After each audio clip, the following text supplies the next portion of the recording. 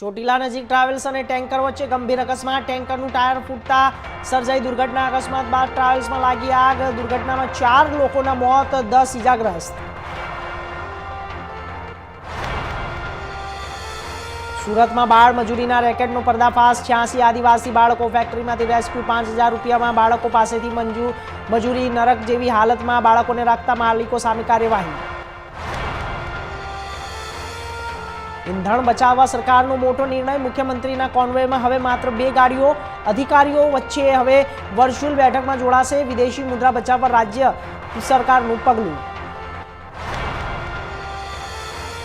અમૂલે ગ્રાહકને આપ્યો વધુ એક ઝટકો। અમૂલ દૂધના ભાવમાં વધારો। અમલમાં પ્રતિ લીટર ₹2 સુધીનો વધારો ઝીકાયો। અમૂલ ગોલ્ડ અને તાજા દૂધ બન્યા મોંઘા। સાસણગીરમાં થોડીવારમાં શરૂ થઈ બિગ કેટ સમિટ 2026 શરૂ થઈ ગઈ। કેન્દ્રીય મંત્રી ભૂપેન્દ્ર યાદવ રહ્યા હાજર।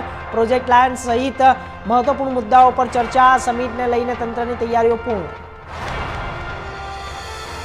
ભૂપેન્દ્ર યાદવ સાસણગીર પહોંચ્યા હતા। સિંહ સદન ખાતે મહાનુભાવોનું આગમન થયું। જ્યારે big cat summit 2026 Arjun Modhwadia સહિત અધિકારીઓ હાજર રહ્યા।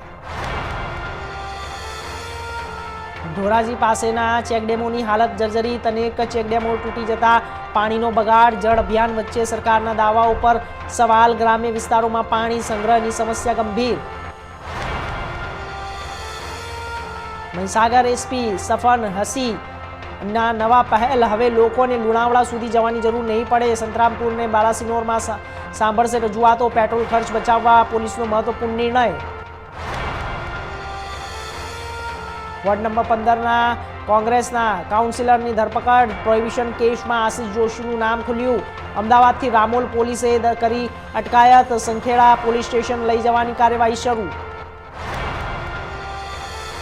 ઓમાનના દરિયામાં સલાયાનું જહાજ ડૂબ્યું। 14 ખલાસીઓના આબાદ બચાવ। ડ્રોન કે મિસાઇલ હુમલાની આશંકા। આગ બાદ દરિયામાં ડૂબ્યું માલવાહક જહાજ।